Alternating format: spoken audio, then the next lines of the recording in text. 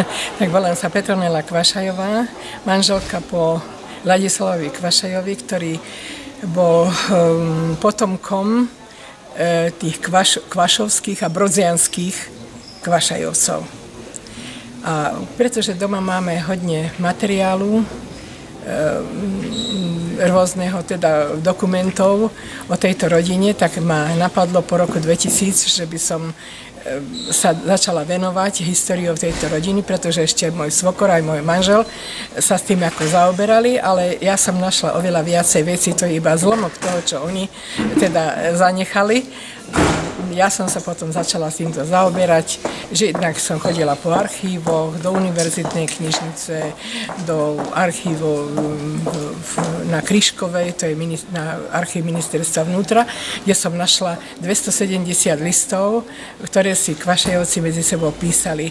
Väčšinou to boli po latinsky, po maďarsky, ale jeden list som tam našla aj v slovenčine, ešte Bernalákovej slovenčine písaný, ale teda takým ľudovým štýlom. Potom som zašla do Byče, kde som našla Armáles, ale iba odpis Armálesu, pretože originál, po ktorom som pátrala, ten sa nenašiel. Aj v Budapešťanskom národnom archíve, aj tam povedali, že nie je originál, bol na bravčovej koži. Z roku 1604 Armáles bol vydaný Kvašajovcom ako potvrdenie staršieho šľachtictva ešte. No. A potom tam som našla ešte veľa všeličoho, napríklad Rafael Kvašovský, ktorý prišiel vtedy k Rudolfovi II. On bol aj prefektom Považsko-Bystrického pánstva a okrem toho bol aj členom súdneho tribunálu, ktorý súdil Alžbetu Bátoričku. Bolo tam 24 sudcov a on je tam uvádzaný ako štvrtý, Rafael Kvašovský. Kvašajovci prišli vlastne z Poľska, čo som sa dočítala v Palasnáde lexikon, že rytier Kvašov okolo roku 1150 prišiel na územie dnešného Slovenska, na Považie, a že si tu postavil menší hrad nad Váhom, stopy ktorého sú viditeľné dodnes. Nie je jasné, o ktorý hrad ide, ale najpravdepodobnejšie ide o Považský hrad. Ten asi zodpovedá tej rozlohe, teda že tam nemohol byť veľký hrad, ale asi nejaká strážna väža alebo nejaký počiatočný príbytok. A potom tam sa aj Kvašajovci blízko usadili, keď nobilis Petrus de Kvašov 14. novembra roku 1400 dostal toto územie. A odvtedy sú aj prvé zmienky o obci Kvašov. Neskôr sa nazýval Zemianský Kvašov alebo po maďarsky Nemeš Kvašov. A odtiaľ potom sa aj vyvíjali rôzne tie mená, Kvašoji, Kvašaji, a nakoniec ostal u väčšine ľudí pravopisne dve S a Y. Niektorí si píšu aj Kvašovský si písali, ako pôvodne z Poliaci, a niektorí aj s obyčajným Š. Kvašaj si píšu. Kvašajovci sú rozptýlení kdekade po Slovensku, ale nachádzajú sa aj v iných častiach Európy, aj v Austrálii a veľká časť ich je aj v Amerike. Hlavne tí, ktorí sa z Brodzian odsťahovali do St. Miklóša, a to bol Tony Kvašaj, syn Michala Kvašajho z Brodzian, a ten mal 8 detí a tieto deti som všetky v tej mojej knihe opísala, čo všetko znamenali. Napríklad ten najstarší Jönö, alebo Eugen Kvašaj, ten bol stavebný inžinier, vodohospodár a ten spravil veľké pokroky, čo sa týka zavodňovania, odvodňovaní pôdy okolo Dunaja, potom plavbou po Dunaji, potom zakladal prístavy na Balatóne a tam má aj pomník veľký pomník má na Balatóne. A blízko toho prístavu, ktorý aj on ako založil, aj spolu so svojím synovcom pôsobili tiež v tejto oblasti, je sestriným synom pôsobili tam. Tak čo by som ešte povedala? A Kvašajovci a Obrodzaní a Kvašov? No, Kvašajovci takto je, že Kvašajovcov by sme mohli tak, ja som tak sledovala v tej mojej knihe Kronika rodu Kvašaj, teda príchodom tými prvými predkami, ktorí prišli z Poľska. Väčšinou to boli župani. A ináč v tom hlase z roku 2011 sú fakticky tí župani, čo robili títo naši genealógovia, je tam celá tabuľka. Ja som spočiatku bola teda nie celkom istá, či tí Dietrichovci, či boli z toho rodu, ale nakoniec by to potvrdili v tom hlase, čo sa vydáva, že vlastne Rytier Donč, Demeter, ktorý padol pri Rozhanovciach, potom Donč ako diplomat Karola Roberta z Anžu, fakticky to boli podľa Palas Náde lexikon, to boli potomkovia toho Kvašova. No. A potom som sledovala ich pobyt v tom Kvašove, rozdelenie do 5 skupín, keďže ich tam bolo úžasne veľa, tak oni mali rôzne príjmenia. 5 príjmení mali Adamoviech a Žákoviech a tak, lebo už sa nevedeli rozlíšiť podľa mena, takže ich takto asi... Tak to som sledovala Kvašov a Juraja Kvašaja, ktorý postavil kostol na vlastné náklady koncom 18. storočia. Ten kostolík tam stojí a každý rok sú tam hody, volajú sa klepeto. A teraz tento kvašajovský erb si tohto roku aj zemianský Kvašov si zobral ako za svoj symbol. Tento erb. No potom v 16.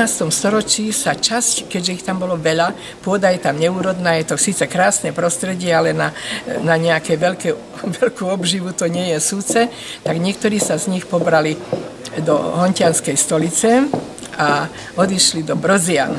A tam aj sobášom, aj proste odkúpili od Brozianskovcov, ktorí boli pôvodní majitelia, odkúpili majetky Forgáčovci a od Forgáčovcov Kvašajovci odkúpili. A že postupne sa stali vlastne pánmi celých Brozian. A tam Štefán starší postavil na ruinách brodianskej kúrie, postavil kaštiel, začal stavať, v tom pokračovala jeho syn, jeho tiež Štefan sa volal, no a postavili túto pevnosť vlastne potom ešte, keď boli turecké vojny, tak oni to ešte spevňovali, tie múry spevnili, takže to tvorilo takú pevnosť a ten Štefan vyhlasoval, že keď prišli Turci, takže ľudia by sa boli rozprchli ako ovce, keby ich nebol prijal do svojho kaštieľa. Takto to aspoň opisuje, no. A potom potom jeho syn bol Ladislav a ten bol podžupanom v Tekovskej župe. Bol podžupanom a on má aj... Teda títo Kvašajovci sú pochovaní v kostole, tiež v Brozianoch postavili kostol a oni sú všetci pochovaní, ktorí tam boli, sú pochovaní v krypte. Aj tento Ladislav a v 70.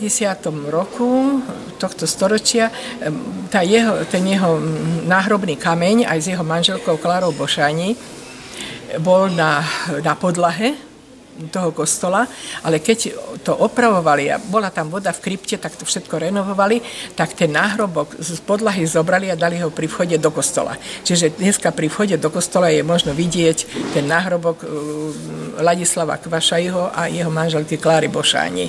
Z Veľkých Bošian ona bola. No a potom v jeho práci pokračovala jeho syn Karol, on bol tiež podžupan v Tekovskej stolici, to je možno vidieť vôbec na všetkých spisoch, že naozaj je tam. Keď si zoberiete, že župani v Tekovskej stolici, tak tam sú popísaní.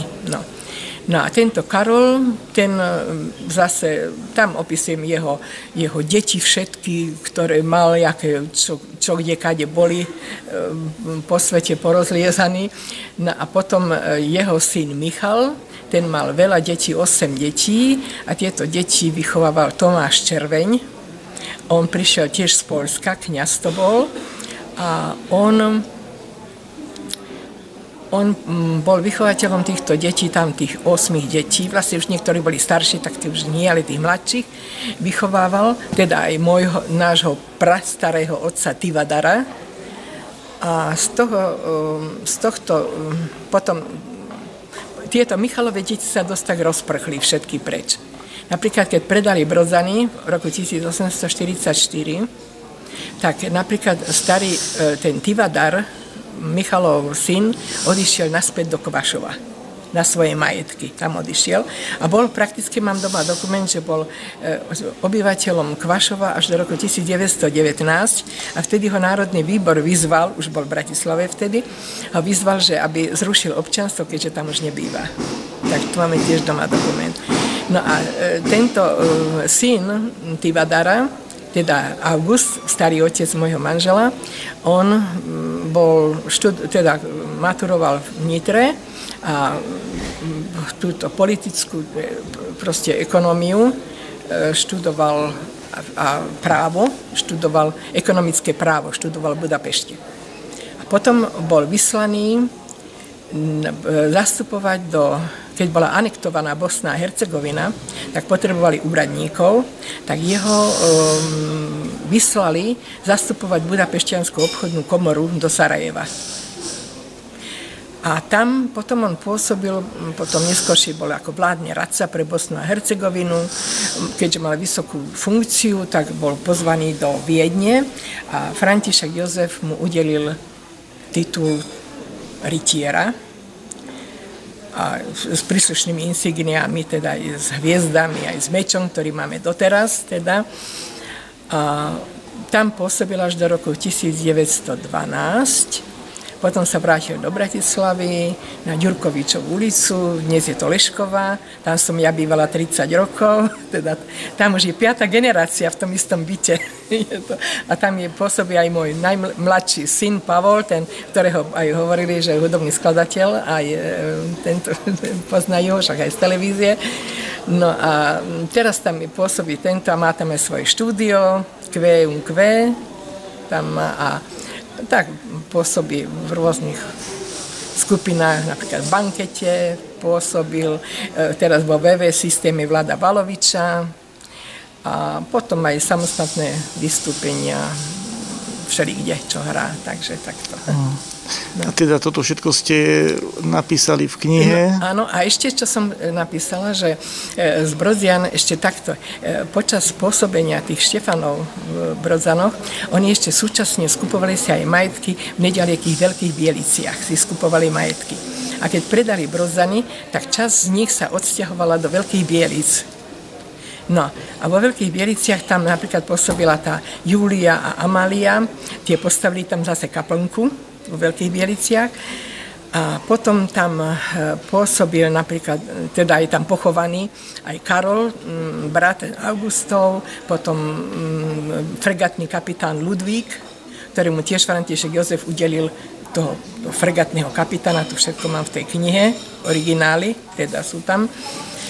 A v tých Veľkých Bielic tam potom vlastne tam je viacej teda pochovaných v krypte, no ale ten cintorín, potom neskôršie, to bol veľký cintorín, to je z vrchu až dolu veľký cintorín, ale tam spravili cesty z hora aj z dola a ten kvaševský cintorín, vlastne je to krypta, tá vlastne ostala ojedinelá, osamelá úplne, no a postupom časov zdevastované, to bolo všetko. A teraz to bolo pred mesiacom, pred 2 vlastne začali tento cintorín opravovať partizánske, ako miestny úrad, partizánske, také iniciatívy pána Múčku. A ohradili to krásne, je to upravené, nádherné a pred mesiacom to bolo aj vysvetené, znova vysvetené, bola tam veľká paráda, teda starosta partizánskeho tam mal reč, potom ja som poďakovala všetkým, ktorí sa na tom zúčastnili, architektovi a záhradníkom a kamenárovi, ktorý tam dal tabulu, že je rodina Kvašaj. Taký 3-metrový kríž je tam drevený, krásny, chodničky vyslané kamením, sú tam trávička, lavička je tam, takže také pekné miesto, kde si každý môže prísť a je tam veľká tabula z mojej knihy, ktorú pán Múčka dal zhotoviť, veľká tabula, kde sú tí členovia, ktorí vo Veľkých Bieliciach pôsobili a ktorí sú tam pochovaní, sú tam teda vyobrazení. No. A zo všetkého mám maily, čo mi poslali, teda aj z tohto. A ešte takto v Brodzanoch som dala spraviť veľkú takú tabuľu, 1 x 1,20 m tým, ktorí sú pochovaní v krypte. teda obidvaja Štefanovia so svojimi manželkami, ten Ladislav so svojou manželkou Klárou Bošáni, potom Karol s Majtény Luciou a posledný je tam pochovaný Michal z Elizabeth Šandor de Slavnica. Ona pochádzala z Brunoviec. Tam sú aj jej rodný list, jej sobášny list, všetko mám v tej knihe napísané. No. Takže takto asi zhruba, čo som sa ťahala, teda cez prvých, ktorí prišli, potom cez ten Kvašov, cez Brodzany a cez Veľké Bielice až do dnešnej doby. No. Hodne som sa venovala tomu Augustovi ako starému otcovi, pretože o ňom naozaj máme veľa dokumentov doma. A tak. Robila som to vlastne pre moje deti, aby vedeli, že kto boli ich predkovia a aby sa v takej, hlavne, že oni hodne dávali dôraz na vzdelanie, aby ako si pokračovali v tom, aby nezanedbávali. Tak. A ešte jednu veľkú takú kapitolu som venovala Jozefe Kvašajovej, ktorá sa vydala za Žigmunda Čúziho pri Nových zámkoch, je to Dubník a tam zase ona mala síce on zomrel po 5 rokoch po manželstve, teda po Subáši, ale mala 2 synov, Karola a Jána, a títo chlapci študovali aj v Bratislave, ale vo Viedni, a vychovateľom ich bol František Palacký, ako mladý človek bol vtedy, a on tam písal všetky svoje pamäti, si písal v tom Dubníku pod lipou a na kamennej lavičke, ktorá existuje doteraz. A to sa volá každodenníček. Tam si hovorili, že to boli najkrajšie obdobia jeho života, Palacký. A tam, keďže on tam mal ako členov rodiny, bolo tam sympózium medzinárodné v roku 2009 a profesor z Karlovej univerzity hovoril, že to bolo najkrajšie obdobie jeho života. A tam napísal svoje umelecké diela Palacký, práve v tom Dubníku napísal. A tam veľmi často chodil aj hudobný skladateľ Schubert a tam boli tie slávne Schubertiády, tie koncerty tam sa poriadali. A z nedalekých Želiezoviec tam prišiel aj Franz Liszt. Takže a Palacký sa so Schubertom tam spriatelili. Tam hovorí, že aké priateľstvo tam bolo medzi nimi. No, a toto všetko teda je v tejto knihe popísané. Ten Dubník existuje, rodina Senáši a Mesleni z takej zanedbanej budovy, zdevastovanej, spravili tak nádherný kaštiel pri Nových zámkoch, Dubník sa to volá. 18 miestností je tam, ale krásne upravené. Naozaj tieto 2 rodiny sa o to úžasne zaslúžili. No, teraz ona je vdova a že vraj to pani Senášiová, že to nevláda už ako si držať, takže to predáva za 1 000 000 eur, že keby to niekto kúpil, aj tu nás som oslovila Maticu Slovensku, že keby nejaký, lebo to nemôže hociaký obyčajný človek kúpiť, musí mať tomu vzťah samozrejme, no tak pánovi Šišmišovi som poslala mail, aj teda, aby si pozrel ten Dubník, je to na internete, také všetky tie miestnosti, aj všetko je tam. No. Takže takto asi som, no.